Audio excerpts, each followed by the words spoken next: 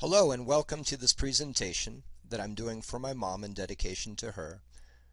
She was Diane Kohler, Yuxin Yi. She was born in 1926 and lived until November 2nd, 2015. She had a wonderful life, had many beautiful grandchildren and children, and a family that was with her until the end. This is a summary of her life that I dedicate to my mom, a very special person that I love and miss very much.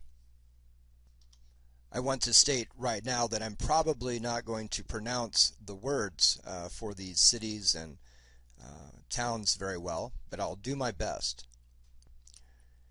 Diane Kohler was born in 1926 in Canton, China, also called Guangdong, and it was located in the South China Sea coast.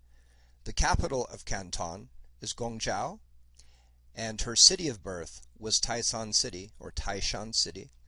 It has 1 million people today, but back then it was a much smaller place. Diane survived a brutal slaughter from the Japanese army that came in March of 1941.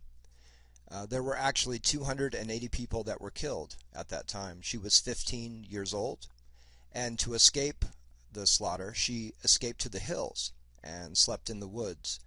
She also told me a story where one of her brothers actually took her into the river to avoid being shot, and her mother and her also had a secret location inside of their house where they would hide until the Japanese soldiers would pass by. This image to the left is what she would see from her backyard, and on that hill rice would be grown, but back then I also believe she told me that that was where the dead were actually buried. Diane was married to a man by the name of Shu Lim Wang. His American name was Franklin, and this occurred in 1947. And after being married, she boarded a ship to the United States. Shu Lim was a World War II veteran in the Navy, and he was actually a neighbor that was introduced to her by her oldest aunt. When they got their ticket, which was $200 to go to the United States, they traveled on the General M.C. Meigs, and it was actually a passenger ship that was converted from a wartime ship during World War II.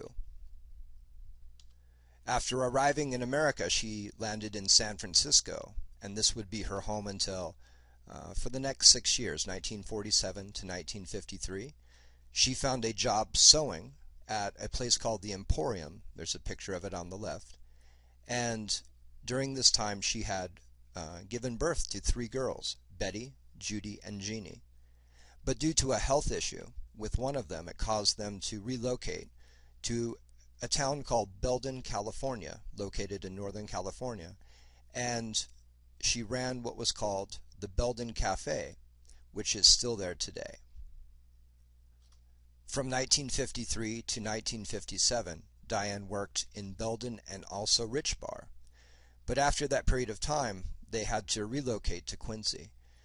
During this time, she also gave birth to her 4th child, April.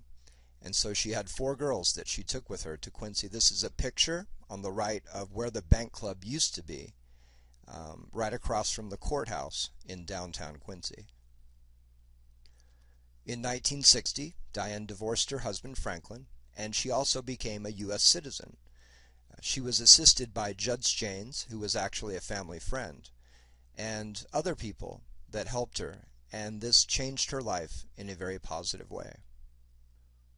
In 1961, she met Merlin Kohler, whose nickname was Bub, that was my dad, and he was a firefighter at the time.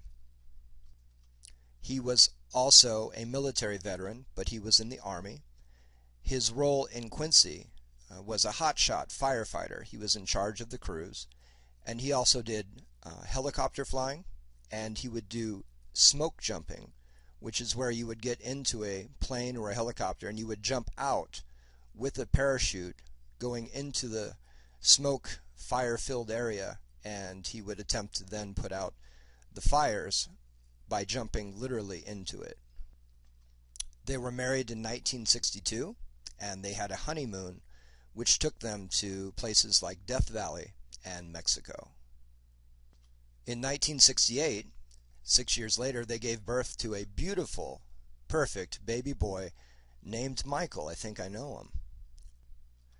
At the time, they were living in East Quincy with the 4 girls, and they moved to 116 Main Street down from downtown Quincy, and it's the house that she lived in the rest of her life. It was directly across from the Forest Service, and it was a perfect place for Merlin, who was now an electrician, to just walk across to go to work.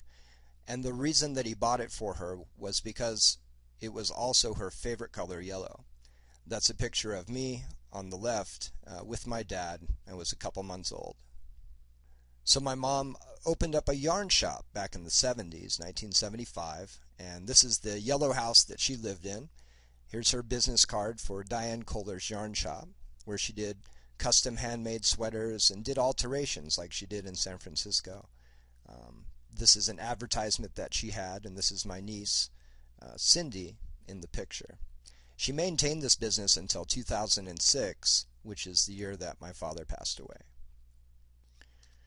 Although my father was a firefighter and electrician, his hobby was actually going out at night and stargazing. He had a telescope that he would use to look at the different planets and stars, and he was lucky enough to find a comet back in 1977. It's called Comet Kohler, and at one point it had multiple tails and returns about every 7 years.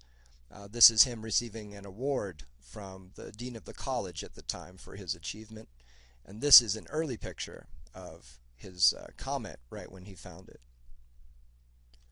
In 1982, I was lucky enough to go with my mom back to her hometown. She hadn't been there in 30 years. Here's a picture of her sisters. We put a picture of her mom into the picture. This is the backyard picture and a relative.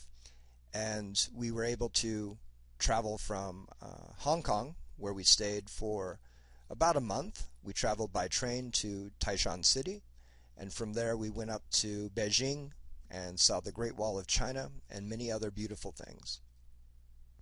We actually stayed with her sister Lynn and got to meet her family there. It was a wonderful time. I can't remember too much. I was younger back then, but many of those people are here, and some came to the memorial, and it was thank you everybody for coming. And then she had a couple things that she liked to do, which was knitting, of course. But she also loved to garden. She had beautiful trees and a garden in her backyard. But her 2 favorite things that she did was gamble and watch westerns. Here's a picture of her holding her winnings and another one here. And I would take her over to Reno every couple weeks, and she would get to gamble. And when she was at home, her favorite thing was watching westerns with John Wayne and Rifleman, and she just loved westerns, and I never knew why. So to conclude, Diane Kohler lived a very long and wonderful life. She will be missed. She had many good times. She did go through some hardships during her journey to America and with her family, but she stayed positive and strong. She had a very loving family that was with her until she died. She was a beautiful person and affected me in a very positive way. She had an outgoing personality, and people definitely knew who she was in Quincy. And I love you, Mom, and you will be missed. Thank you for watching this presentation.